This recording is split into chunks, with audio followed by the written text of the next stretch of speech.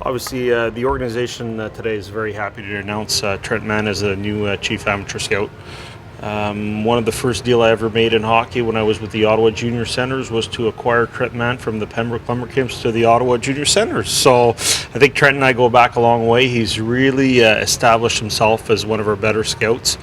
And this promotion is very well deserved. And Trent, with his background in the educational program, is very well organized. He's going to get us. I know he thinks a lot along the same ways that I think about players, and I think this is just a really good day for the organization, and we should congratulate him. With your background in the scouting, how easy a decision is this, knowing that you know him as well as you do?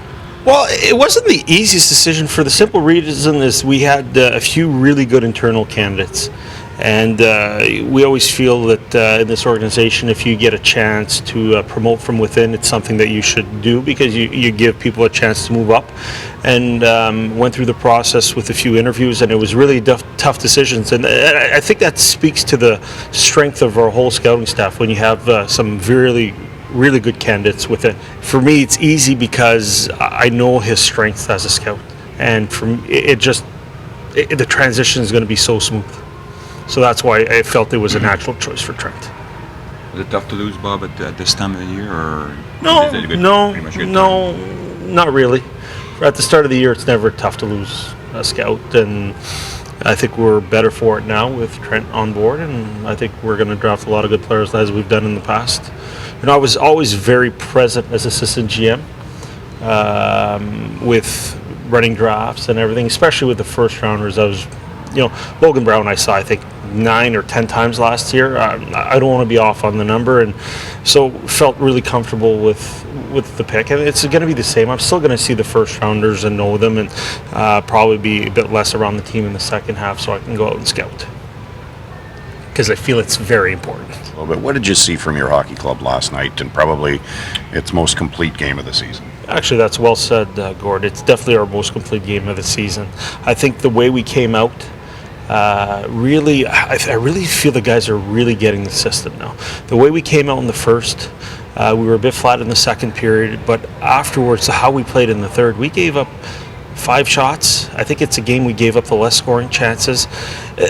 This process we weren't going to go 82-0. We weren't going to win every game 5-0 and give up 10 shots every game. I think it's a process.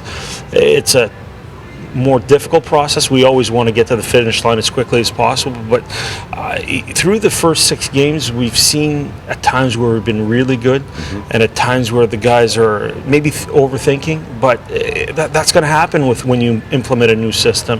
And for us, I feel, even though we haven't been always perfect, I feel you see the pot of goal at the end of the road. You see that we're headed in the right direction, and that's very encouraging for our team. Are you in that mode where you want to see where this team is after 20 games, and then, or do you need to give them more time because you got a new coach? No. I think we know the players. We know what they can do. We want to see what the players can do under these coaches, under this system. But to me, we have a good idea where we are, where we're headed. We're going to face some adversity through the year. No one liked the way we started against Tampa, but I love the way we bounced back in the second period. So there's going to be ups and downs through the year. We have a good idea what we have. As I said, we're going to run through a course of injuries during the course of the year. We're going to face some adversity with certain situations, but I think it speaks to the resiliency of our players and this organization, and we're going to be fine. But we're always looking to improve, Bruce. Over the past week, I think it's been one of my busiest weeks just talking to various GMs as far as what's out there, what's going on. But it doesn't mean that we have to make a deal. As long as we're where we feel we're headed in the right direction, we're going to keep on going. It seemed like defensively yesterday was one of your better effort. The puck came out of the zone pretty smoothly. There's the fact that the 6 guys are doing pretty well make it easier to make a decision on Thomas Chabot soon. Yeah, I think at some point in time we're going to have to make a decision on Thomas. Both management and the coaches felt that he was within our 7 best defensemen after camp.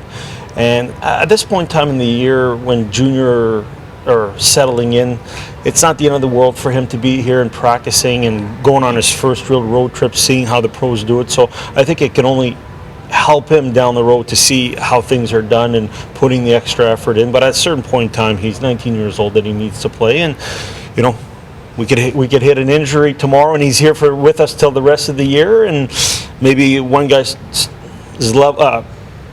level of play drops off and he gets in the lineup. That's up to the coaches, but at a certain point in time, we're going to make a decision for sure. If you send him back to junior Pierre, it's not the worst thing because he's got like good possibilities from there too. No, right? I think there are great possibilities. We're really happy with the development that's happened with the St. John Sea Dogs with Danny Flynn and Paul Leboutillier.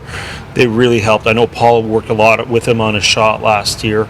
And it's a good program, so he's not going back to bad circumstances. I think they're going to have a pretty good team there this year, so it could be positive, but I think we should focus on the present with him and see where he's at for the next game when he plays and go about it that way. And there's the World Junior too, where it's the best tournament in the world for junior kids. It's the most competitive, so that's also good. As far as Curtis Gord, he's going to play tonight. I know Randy Lee's there watching him play tonight, and we'll go about Curtis. We're not going to make any immediate decisions on Curtis. Okay. We're just going to. I think the best thing for Curtis right now is to go down there and play as well as he can play. Play in all situations, and from there, I think it's the right thing to do. Let's let him get confidence, play all situations, and when the time comes, we'll call him back up. But there's no timetable to call up Curtis. In his case too, Pierre, is it about some skill development too?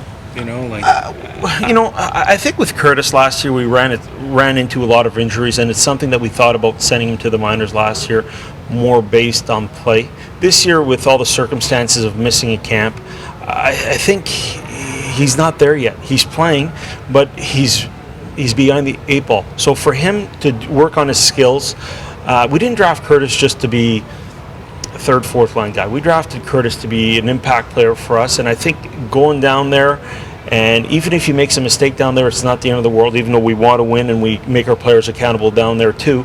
I think it's about handling the puck more, making more plays, being as an impact player as he can be at that level. If we look at it, Erik Karlsson spent a month in the minors, and arguably he's the best defenseman and one of the best players in the league. Cody Ceci spent a few months in the minors. So for Curtis to go down there at this point in time in his career, I think is actually a benefit for all parties. What do you? How much of a bonus is it to have a guy like Zingo step in and have an impact like he does? I think it's great. I think for a guy like Ryan, there was an open spot.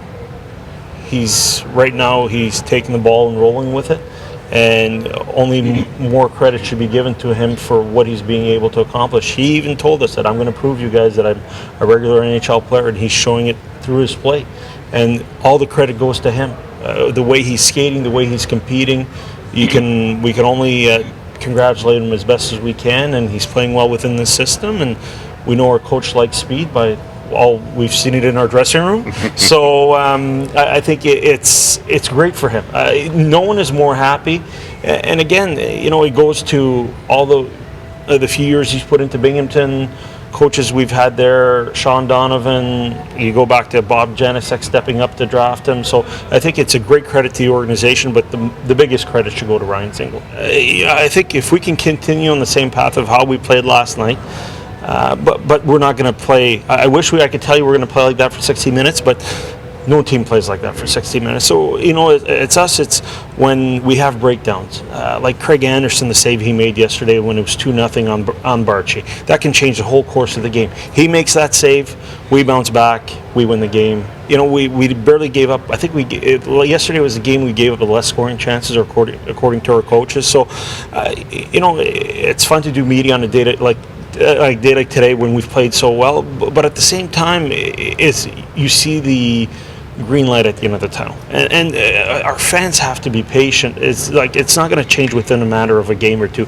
But what I like about this team is we're entertaining to watch. I love the way we step up in the neutral zone, take away ice, and it's a bit different than a lot of how other teams play. But I think that's one of the reasons we hired Guy and his staff. Is we felt that this would be a successful way for our team to play it, for us to have the success in the long road.